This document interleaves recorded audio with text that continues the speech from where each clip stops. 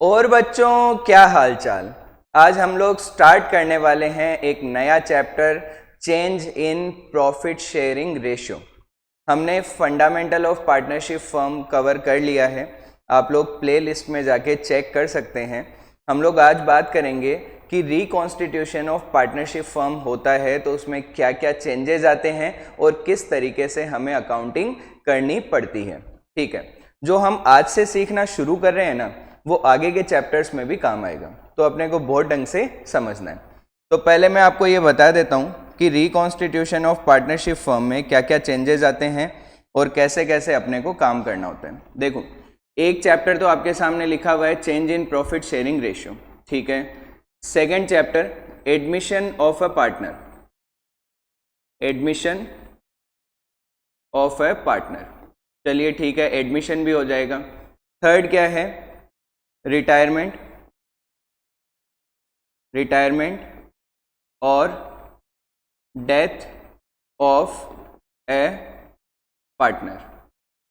इन तीनों चैप्टर को हम लोग ऐसे बोल सकते हैं कि हमने पार्टनरशिप फर्म का रिकॉन्स्टिट्यूशन किया। थोड़ा इसको और सिंपल करें, हमने पार्टनरशिप फर्म का न्यू एग्रीमेंट बनाया। जैसे मान लो कि पहले ए एंड बी के बीच में रेशियो था 3:2, अब उन्होंने रेशियो कर लिया इक्वल। तो इस सिचुएशन में उन्होंने क्या किया, अपना रेशियो चेंज किया। रेशियो चेंज किया तो उनका एग्रीमेंट भी तो चेंज हुआ ना। तो एग्रीमेंट चेंज होना ही क्या है बताओ, रिकॉन्स्टिट्यूशन ऑफ पार्टनरशिप फर्म। किसी पार्टनर का एडमिशन हुआ, फिर से रेशियो चेंज हुआ, ठीक है। तो हम लोग क्या करेंगे बताओ, रेशियो चेंज होगा तो एग्रीमेंट भी चेंज करेंगे। किसी पार्टनर का रिटायरमेंट हुआ, किसी पार्टनर की डेथ हुई, तो उस सिचुएशन में भी क्या होगा बताओ, रेशियो चेंज होगा। तो जब भी रेशियो चेंज होगा तो हम एग्रीमेंट भी चेंज करेंगे, और जैसे ही एग्रीमेंट में चेंजेस आएंगे तो हमें उसी टाइम अकाउंटिंग में कुछ चेंजेस करने पड़ेंगे। तो यहां से ये मान लो कि आगे के चैप्टर के लिए भी बेस तैयार होगा, तो वो अपने को बहुत ढंग से समझते हुए चलना है। चलिए ठीक है, तो जब भी रेशियो चेंज होता है तो हमें क्या क्या चेंजेस करने पड़ते हैं वो हम देखते हैं। सबसे पहले जब अपने को रेशियो चेंज होगा तो हमें सैक्रिफाइसिंग रेशियो, सैक्रिफाइसिंग रेशियो या फिर गेनिंग रेशियो कैलकुलेट करना पड़ेगा। सैक्रिफाइसिंग रेशियो और क्या कैलकुलेट करना पड़ेगा बताओ, गेनिंग रेशियो। अभी हम बात करेंगे इसके बारे में। सेकंड, हमें सीखना पड़ेगा वैल्यूएशन ऑफ गुडविल, हमें सीखना पड़ेगा वैल्यूएशन ऑफ गुडविल। गुडविल को क्यों वैल्यू करते हैं वो भी बात हम लोग अच्छे से समझेंगे। चलिए ठीक है, फिर हम सीखेंगे अकाउंटिंग ट्रीटमेंट ऑफ गुडविल। पहले हम गुडविल को वैल्यू करेंगे, फिर हम क्या करेंगे बताओ, अकाउंटिंग ट्रीटमेंट ऑफ गुडविल। चलिए ठीक है, अकाउंटिंग ट्रीटमेंट भी सीख लेंगे, मतलब उससे रिलेटेड एंट्री पास करना, अकाउंटिंग ट्रीटमेंट ये हो गया, ठीक है। फिर है treatment of reserve and surplus. हम लोग क्या करेंगे बताओ, treatment of reserve and surplus. Reserve and surplus में क्या क्या कवर होता है, जैसे एग्जांपल के लिए जनरल रिजर्व, P&L का क्रेडिट बैलेंस है तो प्रॉफिट को रिप्रेजेंट करता है, और P&L का डेबिट बैलेंस है तो लॉस को रिप्रेजेंट करता है, ठीक है। तो उनको डिवाइड करना। इसके अलावा स्पेशल रिजर्व आते हैं, कौन कौन से, एक तो आता है वर्कमैन कंपनसेशन रिजर्व, ठीक है, और एक कौन सा आता है इन्वेस्टमेंट फ्लक्चुएशन रिजर्व, ठीक है। तो उनके बारे में हम लोग बात करेंगे। और एडवर्टीजमेंट एक्सपेंडिचर भी गिवन आ सकता है, क्वेश्चन के अंदर बैलेंस शीट में ये सब चीजें गिवन होती हैं। तो उनको हमें कैसे ट्रीट करना है जब भी रिकॉन्स्टिट्यूशन होगा।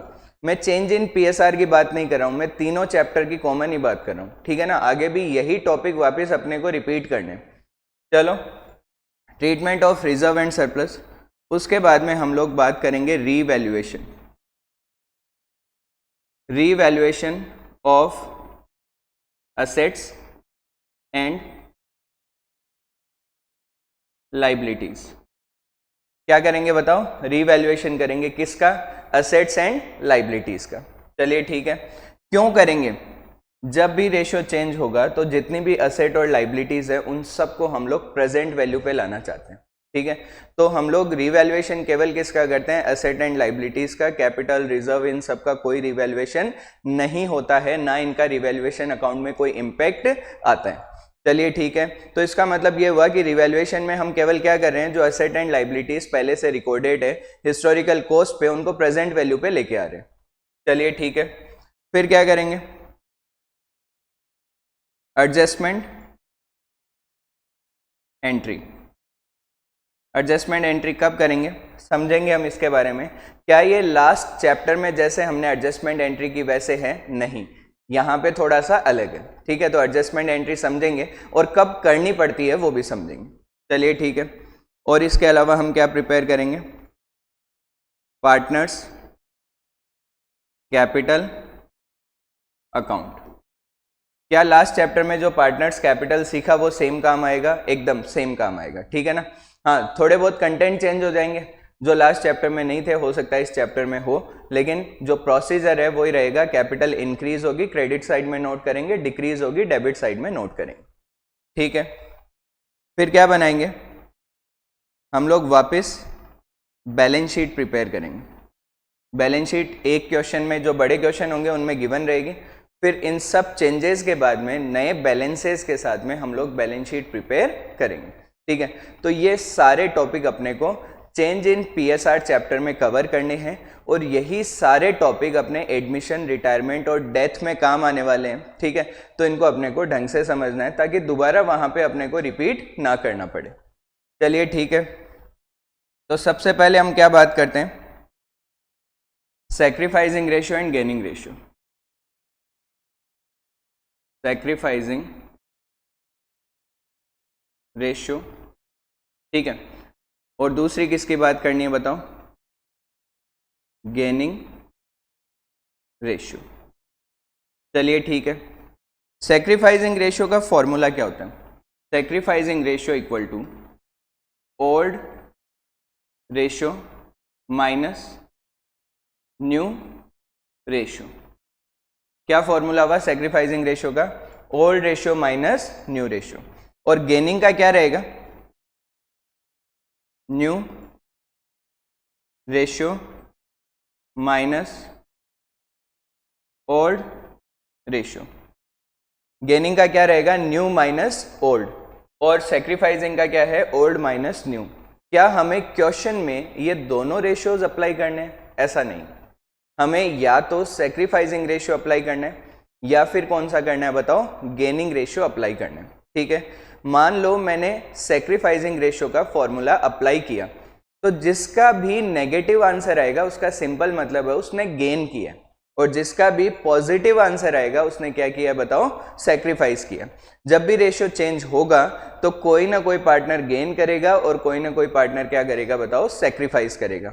जब भी नए पार्टनर का एडमिशन होगा तो जनरली चांस ये है कि पुराने पार्टनर क्या करेंगे, सैक्रिफाइस करेंगे। जब भी कोई पार्टनर रिटायर होगा, किसी पार्टनर की डेथ होगी, तो उस सिचुएशन में क्या होगा बताओ, जो रिमेनिंग पार्टनर है वो गेन करेंगे। तो हमें क्या करना है, सैक्रिफाइसिंग और गेनिंग रेशियो कैलकुलेट करना है। चलिए ठीक है, तो हम लोग एग्जांपल लेके समझते हैं। पहले मैं सैक्रिफाइसिंग रेशियो से करके दिखाता हूँ, फिर गेनिंग रेशियो से करके दिखाता हूँ, फिर हम समझेंगे कि कौन से चैप्टर में हमें क्या यूज करना है। चलिए ठीक है, तो एक एग्जांपल लेते हैं। For example, A and B are partner sharing profit and losses in 3:2। ये हो गया इनका ओल्ड रेशियो, ठीक है। अब हम बात करते हैं कि इनके न्यू रेशियो की। मान लो न्यू रेशियो इनका इक्वल, ये हो गया न्यू रेशियो, ठीक है। अपने को फाइंड आउट करना है सैक्रिफाइसिंग रेशियो। तो पहले मैं सैक्रिफाइसिंग रेशियो का फॉर्मूला लगा रहा हूँ। फॉर्मूला क्या रहेगा बताओ, old ratio minus new ratio, ठीक है। ए का ओल्ड रेशियो कितना है बताओ, 3/5। देखो इनको रेशियो को लिखते कैसे हैं, जैसे ए है तो ए का 3 है और इनका टोटल है वो डिनोमिनेटर में आ जाएगा, तो 3/5 और माइनस क्या कर देंगे बताओ, न्यू कितना है 1/2। हम लोग यदि बी की बात करें तो बी का ओल्ड कितना है बताओ, 2/5 और माइनस कितना कर देंगे बताओ, 1/2। यहाँ पे एलसीएम कितना आ जाएगा 10, तो ये आ गया 6 - 5 = 1/10। और यहाँ पे डिनोमिनेटर कितना आएगा बताओ, 10 आ जाएगा, और 4 -5 इक्वल टू -1/10। तो मैंने सेक्रीफाइसिंग रेशियो का फॉर्मूला लगाया है, जिसका पॉजिटिव आंसर आया है उसने तो सेक्रीफाइस किया, और जिसका आंसर नेगेटिव आया उसने क्या किया बताओ, गेन किया। तो 1/10 का बी ने गेन किया है और 1/10 का ए ने क्या किया है बताओ, सेक्रीफाइस किया है। चलिए ठीक है, हम लोग एक काम करते हैं, हम लोग अब गेनिंग रेशियो का फॉर्मूला अप्लाई करके देखते हैं। चलो एक और एग्जांपल देखते हैं। For example, X and Y are partner sharing profit and losses in 2:1। ठीक है, ये इनका है ओल्ड रेशियो।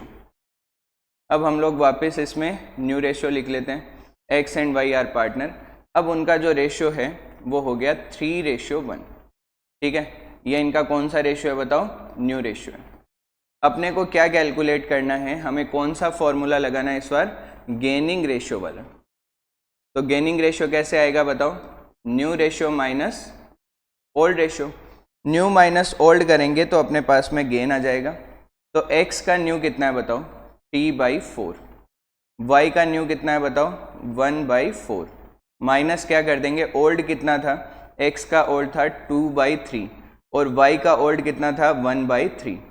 यहाँ पे LCM कितना आ जाएगा 12, 9 - 8 इक्वल टू 1/12। यहाँ पे कितना आ जाएगा 12, 3 - 4 इक्वल टू -1/12। अब यहाँ पे किसने गेन और किसने सेक्रीफाइस किया, हमने गेनिंग रेशियो का फॉर्मूला लगाया, जिसका पॉजिटिव आंसर आया उसने गेन किया है और जिसका नेगेटिव आंसर आया उसने क्या किया है बताओ, सेक्रीफाइस किया है। यदि इसी क्वेश्चन में मैं सेक्रीफाइसिंग रेशियो का फॉर्मूला अप्लाई करता हूं तो y का आंसर क्या आ जाएगा, पॉजिटिव, और x का आंसर क्या आ जाएगा, नेगेटिव। इसका मतलब हमें एक क्वेश्चन के अंदर सेक्रीफाइसिंग एंड गेनिंग दोनों रेशियोज अप्लाई नहीं करने हैं, दोनों में से एक करना है। लेकिन एक कौन सा और किस चैप्टर में करना है तो ये मैं आपको थोड़ा बता देता हूं। तो देखो इधर, जब भी हम चेंज इन PSR चैप्टर की बात करेंगे, आप लोग दोनों में से कोई सा ही लगाओ चल जाएगा, लेकिन सेक्रीफाइसिंग रेशियो लगाओ सही रहेगा। एडमिशन में भी आपको सेक्रीफाइसिंग रेशियो वाला फॉर्मूला लगाना है, और जब हम रिटायरमेंट और डेथ की बात करेंगे तो आपको गेनिंग रेशियो वाला फॉर्मूला अप्लाई करना है। तो ये अपन ध्यान रख सकते हैं कि इस चैप्टर में सेक्रीफाइसिंग रेशियो वाला यूज़ करेंगे, इससे नेक्स्ट चैप्टर में भी सेक्रीफाइसिंग रेशियो, फिर जब रिटायरमेंट और डेथ पे आएंगे उस टाइम पे हम लोग गेनिंग रेशियो वाला फॉर्मूला यूज़ करेंगे। चलिए ठीक है, यहाँ तक तो बात आ गई समझ में। थोड़ा सा आगे बढ़ते हैं। अब हम लोग बात करते हैं वैल्यूएशन ऑफ गुडविल।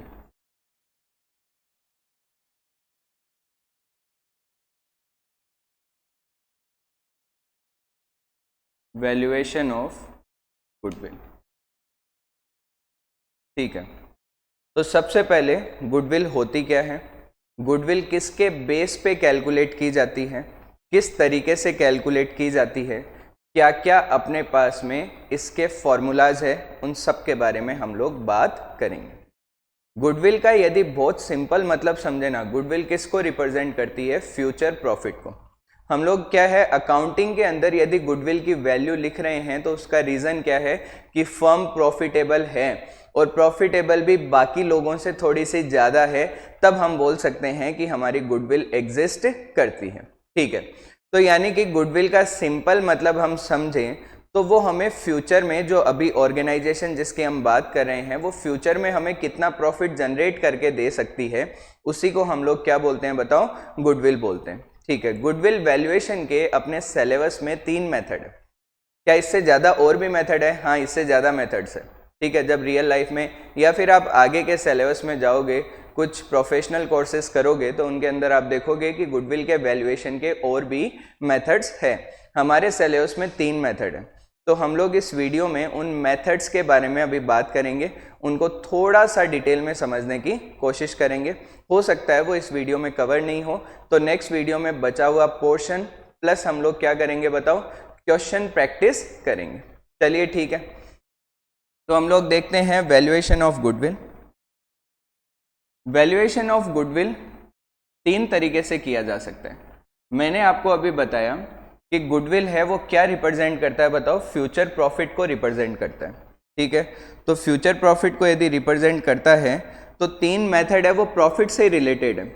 पहला है एवरेज प्रॉफिट मेथड। पहला क्या है, एवरेज प्रॉफिट मेथड, चलिए ठीक है। सेकंड क्या है, सुपर प्रॉफिट मेथड, चलिए ये भी ठीक है। और थर्ड अपना क्या है, कैपिटलाइजेशन मेथड। तो अपने पास में गुडविल को वैल्यू करने के कितने मेथड है बताओ, 3 मेथड। कौन कौन से हैं, एक तो हो गया एवरेज प्रॉफिट मेथड, दूसरा कौन सा हो गया बताओ, सुपर प्रॉफिट मेथड, और तीसरा कौन सा हो गया बताओ, कैपिटलाइजेशन मेथड। ठीक है, एवरेज प्रॉफिट मेथड क्या बोलता है कि गुडविल को कैसे वैल्यू करना है, ये ऐसे बोलता है कि goodwill equal to average profit multiply में इधर लिख देता हूं, multiply by number of years of purchase. ठीक है, goodwill equal to average profit multiply by number of years of purchase. ये क्या बोल रहा है कि क्वेश्चन में जितना भी अपने को प्रॉफिट गिवन है उसका एवरेज निकालो, एवरेज निकाल के number of year of purchase से मल्टीप्लाई कर दो। लेकिन number of year of purchase होता क्या है, तो ये जो सेम प्रॉफिट यानी जो एवरेज प्रॉफिट है वो फ्यूचर में हम कितने ईयर्स तक मेंटेन कर सकते हैं उसे हम लोग बोलते हैं number of years of purchase. क्या ये क्वेश्चन में गिवन होता है? हाँ, अपने 12th के सिलेबस में ये क्वेश्चन में गिवन होता है। जनरली ये 3 to 5 ईयर्स होता है, मतलब 3 साल 4 साल 5 साल, नॉर्मली इतना होता है।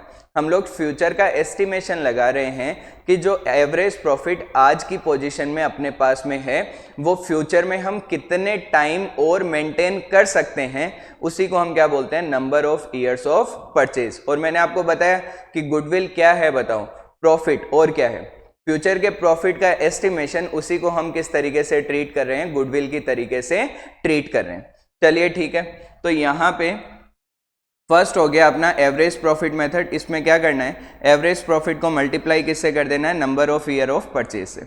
अभी बहुत डिटेल में समझना बाकी है, अभी समझते हैं। देखो सेकंड कौन सा हुआ बताओ, सुपर प्रॉफिट मेथड। ये पता है क्या बोलता है कि गुडविल इक्वल टू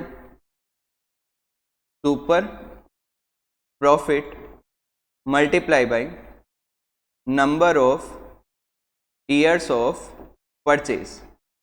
इसका मतलब क्या हुआ भाई, सुपर प्रॉफिट क्या होता है, हम लोग बाकी लोगों से कितना ज़्यादा अर्न कर रहे हैं, सेम कैपिटल इंट्रोड्यूस करके, सेम मार्केट में रह के, सेम प्रोडक्ट सेल करके हम बाकी लोगों से कितना ज़्यादा अर्न कर रहे हैं, उसी को हम क्या बोलते हैं, सुपर प्रॉफिट। अभी हम डिटेल में बात करेंगे सुपर प्रॉफिट क्या होता है। तो जितना अपना सुपर प्रॉफिट है वो हम फ्यूचर में कितने टाइम तक मेंटेन कर पाएंगे उससे मल्टीप्लाई कर देंगे, तो अपने पास क्या आ जाएगा बताओ, गुडविल। तो super profit multiply by number of years of purchase. अभी हम डिटेल में बात करने वाले हैं इसके बारे में। जो अपना कैपिटलाइजेशन मेथड है उसके अंदर 2 पार्ट है, एक तो है कैपिटलाइजेशन ऑफ एवरेज प्रॉफिट और दूसरा है कैपिटलाइजेशन ऑफ सुपर प्रॉफिट। ये 2 है अपने पास में। कौन कौन से हैं, एक तो है कैपिटलाइजेशन ऑफ एवरेज प्रॉफिट और दूसरा क्या है बताओ, कैपिटलाइजेशन ऑफ सुपर प्रॉफिट। तो कैपिटलाइजेशन एवरेज प्रॉफिट का किस तरीके से करेंगे, गुडविल कैसे निकलेगा, तो goodwill equal to average profit multiply by 100 divided by normal rate of return, और इसमें से माइनस क्या कर देंगे, कैपिटल एम्प्लॉयड। अब ये सब चीज़ें क्या होती है हम लोग अभी समझेंगे, थोड़ा सा टाइम लगेगा अपने को, ठीक है। और इसमें क्या होगा बताओ, goodwill equal to super profit multiply by 100 upon NRR। Capitalisation क्या होता है डिटेल में बात करेंगे, एक बार मैंने केवल फॉर्मूला यहाँ पे लिखा हुआ है, ठीक है। मान लो क्वेश्चन में इंफॉर्मेशन तो हो लेकिन अपने को मेथड नहीं बताए कौन सा मेथड अप्लाई करना है, तो आपको अप्लाई करना है कैपिटलाइजेशन ऑफ सुपर प्रॉफिट। कुछ नहीं बता रखा हो तो हमें क्या करना है बताओ, कैपिटलाइजेशन ऑफ सुपर प्रॉफिट। हम लोग अभी बात कर रहे हैं केवल और केवल सुपर प्रॉफिट मेथड की, कि सुपर प्रॉफिट मेथड है उसमें कैसे कैलकुलेशन वगैरह होती है, वो सारी हम डिटेल में बात करते हैं। चलो ठीक है, बढ़ते हैं फिर आगे।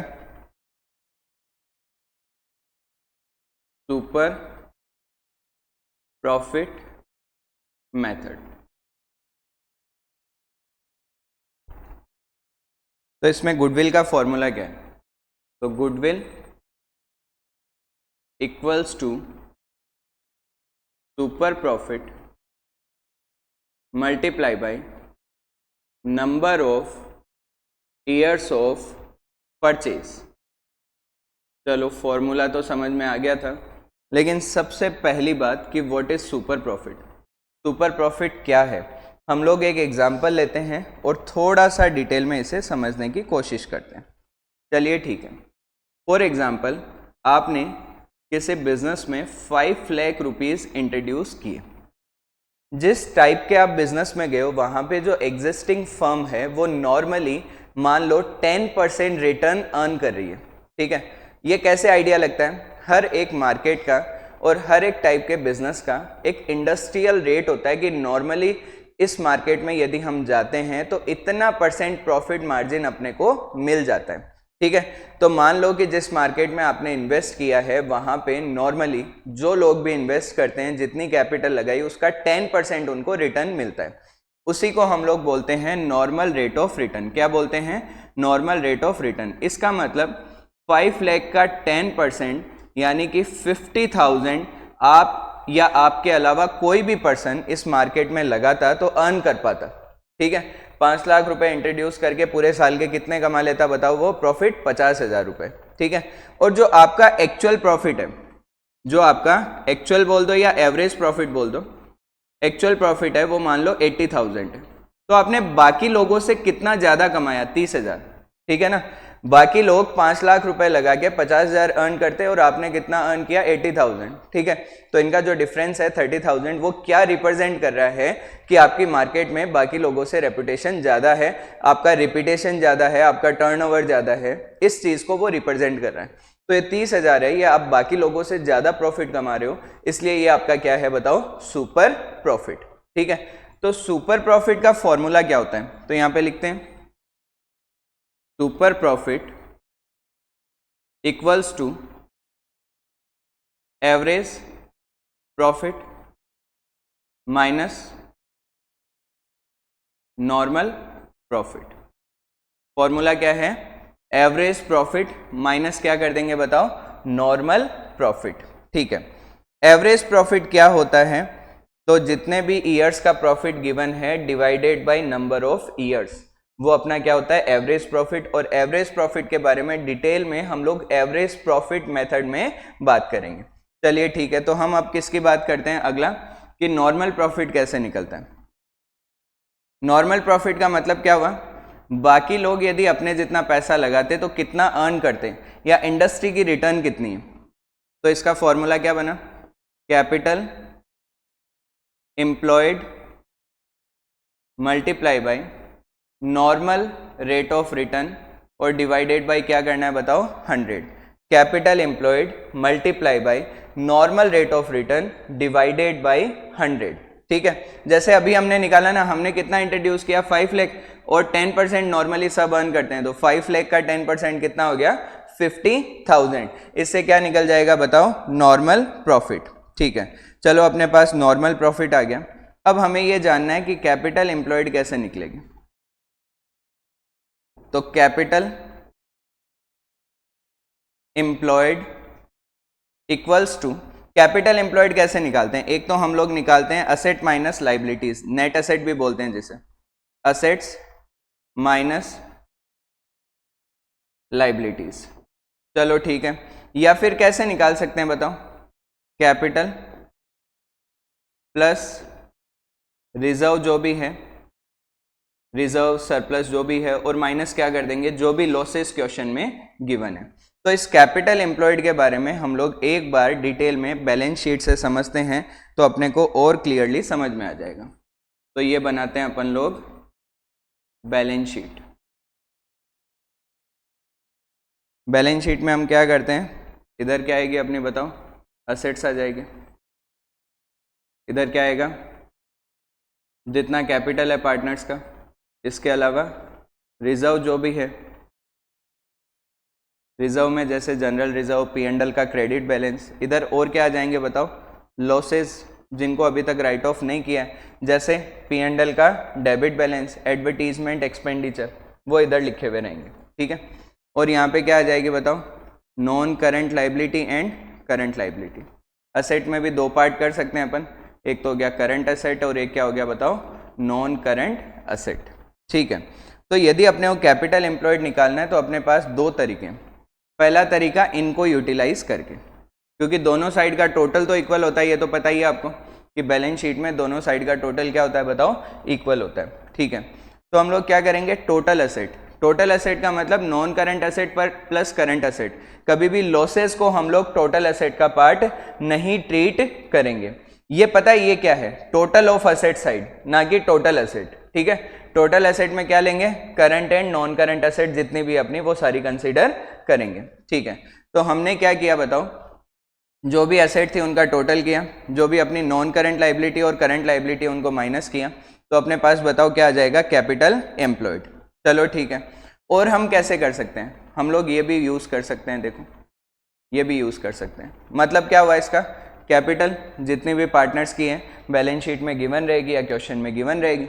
रिजर्व जितने भी है, ठीक है, जनरल रिजर्व, P&L का क्रेडिट बैलेंस जो है, ठीक है, इसके अलावा कोई भी reserve, workman compensation reserve, investment fluctuation reserve, जो भी रिजर्व दिए हुए, ठीक है, उसमें से माइनस क्या कर देंगे, लॉसेस। लॉसेस में जनरली दो ही गिवन होते हैं, कौन कौन से दो गिवन होते हैं बताओ। एक तो अपने को गिवन रहेगा P&L का डेबिट बैलेंस, और दूसरा क्या गिवन रहेगा, P&L के डेबिट बैलेंस के अलावा एडवर्टीजमेंट सस्पेंस अकाउंट, ठीक है। तो इन दोनों को हमें क्या करना होता है, माइनस कर देना होता है। तो देखोगे आप रिजल्ट सेम ही आएगा। रिजल्ट सेम आने का क्या सेंस है, अभी समझते हैं। तो हम लोग एग्जांपल लेते हैं, देखो इसमें अमाउंट लिखते हैं, अमाउंट लिखेंगे तो अपने को जल्दी समझ में आएगा। जैसे एग्जांपल के लिए मान लो कि अपनी कैपिटल है वो है 10,000, रिजर्व है 5,000, ठीक है, और नॉन करंट लाइबिलिटी है वो है मान लो 20,000 और करंट लाइबिलिटी है 5,000। तो इधर का टोटल कर लेते हैं 40,000, इधर भी टोटल कितना रहना है बताओ, 40,000। अब अपनी करंट असेट है मान लेते हैं अपन 20,000, और नॉन करंट असेट है वो मान लेते हैं 15,000, और लॉसेस कितने हो गए बताओ, 5,000। अब हम लोग एक बार कैलकुलेट करके देखते हैं, सेम आएगा। देखो असेट यानी कि नॉन करंट और करंट असेट का टोटल कितना हो गया बताओ, 35,000, माइनस क्या करना है इसमें से 25,000, 20 + 5 कितना हो गया 25, तो माइनस क्या करना है अपने को 25,000, तो कितना हो गया बताओ 10,000। ये अपना क्या आ गया, कैपिटल एम्प्लॉयड। दूसरा तरीका क्या है बताओ, दूसरा तरीका ये है कैपिटल और रिजर्व को प्लस कर लो और जो यहाँ पे लॉसेज है वो माइनस कर दो। तो 10 + 5 कितना हो गया 15, और माइनस क्या कर देंगे बताओ 5, तो भी कितना आएगा बताओ 10,000। क्या हमें किसी क्वेश्चन में मान लो दोनों की इंफॉर्मेशन अवेलेबल है तो दोनों फॉर्मूलाज लगाना है, नहीं, एक फॉर्मूला लगाओ उससे काम हो जाएगा। दूसरे से भी तो सेम ही रिजल्ट आना है, तो हमें दो फॉर्मूलाज यूज नहीं करना है, हमें एक ही फॉर्मूला यूज करके काम कंप्लीट करना है, ठीक है। तो हमने अभी वैल्यूएशन ऑफ गुडविल में सुपर प्रॉफिट मेथड को थोड़ा सा डिटेल में समझा है। अब हम नेक्स्ट वीडियो में गुडविल के बचे हुए बाकी मेथड्स जो हैं उनको बहुत डिटेल में हम समझेंगे, प्लस उनसे रिलेटेड क्वेश्चन भी प्रैक्टिस करेंगे। यदि आपको मेरा वीडियो पसंद आ रहा है तो ज़रूर आप लाइक करें और शेयर करें अपने फ्रेंड्स के साथ में। आप लोगों के सपोर्ट के साथ ही मैं और वीडियोस प्रोवाइड करवा पाऊंगा। चलिए मिलते हैं नेक्स्ट वीडियो में।